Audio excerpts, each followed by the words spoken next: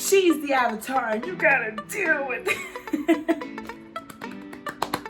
I'm so excited. Oh my gosh. Korra's so cool. Hey, Abby here. Welcome. Today I'm coming at you with my Water Tribe shirt on and a nice beautiful view of my Avatar Last Airbender poster. Today I'm going to be talking about the spin-off to my favorite show in the whole entire world, Avatar Last Airbender. This time we're talking about The Legend of Korra. I'm so excited.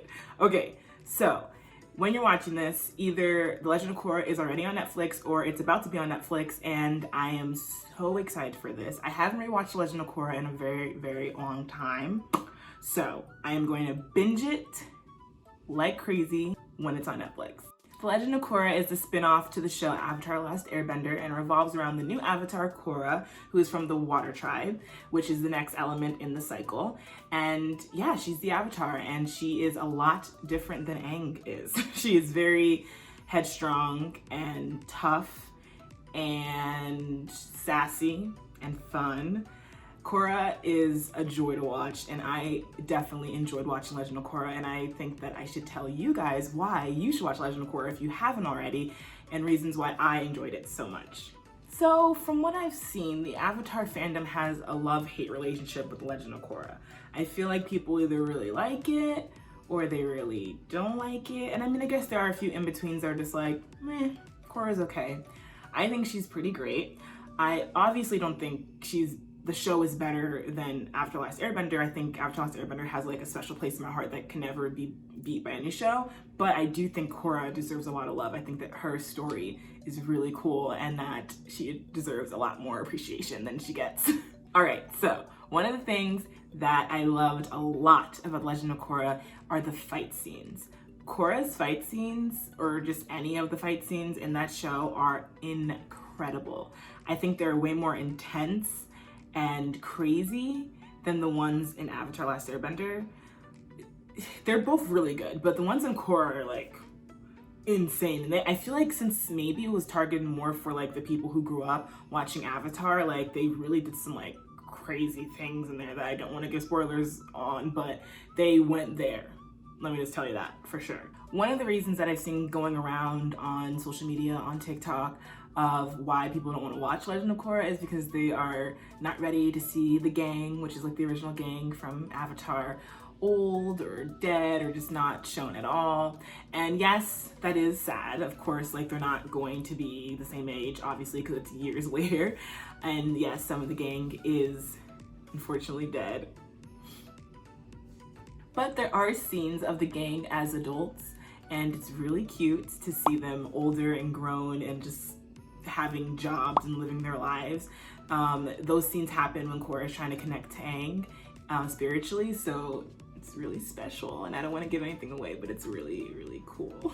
One thing that made me really happy for my little Katang loving heart is that we get to meet Katara and Aang's children and grandchildren. So Katara and Aang have 3 kids, Kaya, Bumi, and Tenzin. And they are great characters in The Legend of Korra. And it's really cute to think that Aang named his first son Bumi after his friend Bumi, of course. So sweet. And then Kaya after Katara's mom, of course. Tenzin, who is their youngest kid, is an airbender, and he makes it like his mission, his life's work to keep the Air Nation, the Air Nomads traditions alive and well. He marries a lovely woman named Pema. So Tenzin and Pema have 4 amazing kids, Jinora, Iki, Milo, and Rohan, and they're all airbenders, and they're all really good airbenders, and they definitely keep up the tradition and the love of the Air Nation that Aang always wanted to see. Along with Aang and Katara's kids, we get to see Toph's kids and Zuko's kid, and a lot of kids, a lot of offspring from the gang for sure. And we get to see like how like little parts are shown, how like the gang's kids became friends, or like how their relationships were growing up, and or how they feel growing up having the Avatar as their dad, or Katara, one of the best waterbenders in the world, as their mom, or Toph, the best earthbender in the world and the creator of metal bending, as their mom. Like, there's just a lot of information on how they felt being raised by these iconic people in the world in the show. Another reason that makes Korra so great is that they have this really cool pro bending sport. Pro bending is this really cool bending sport, and it is a way for people to win money and to get their name out there in the streets, and for a way to bring like the community together to see like all of the cool bending abilities that people could possess. And I really enjoyed it because a lot of the first season is that competition, and Korra is also in that competition as a pro bender, so it's really fun to see the Avatar fight in like this little arena ring, and it's super interesting and super fun and super different. Like, we don't see anything like that at all in Avatar Last Airbender, so it's very modern and updated for sure. And while we're on the topic of cool bending abilities, there is a lot of lava bending in The Legend of Korra as well. In Avatar The Last Airbender, I think Avatar Kyoshi is the only one actually shown lava bending, but it was never like pointed out to us or shown obviously that that's what she was doing. But in Legend of Korra, there is a lot of obvious, clear, big expressions or examples of lava bending, which is super cool. To see that ability be used in battle, it's definitely a lot different than in Avatar, and it's really, really, really fun to see. So the storytelling in The Legend of Korra is a lot different than the storytelling in Avatar The Last Airbender. So in Avatar The Last Airbender, we get to see Aang learn all of the elements, of course, building up to fight this big bad guy who was the Fire Lord, right? So like all 3 seasons across the board are about him preparing for that big battle. But in The Legend of Korra, each season has a different villain. So you get to kind of experience seeing her grow through battling different bad people.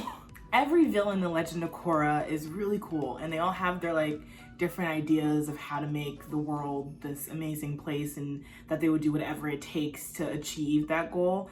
And it's kind of like a different story every season, unlike Avatar Last Airbender, where it's like, you know, the same continuous story up until the end.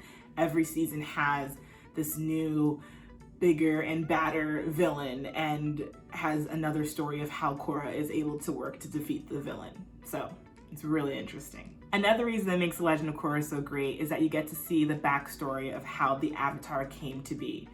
Basically an origin story of how the Avatar became the Avatar and why it's been happening all of these years up until Korra. Overall, Korra is just a really cool Avatar. She works very hard to be the best. Maybe even too hard, because she puts a lot of pressure on herself, and at times that is her downfall, because she thinks that she just has to be perfect, and then it gets in her head, and then, you know, bad things happen. There are new characters, of course, in Legend of Korra, Mako and Bolin, and I already expressed my love for Bolin in my Cartoon Crushes video, which you should check out.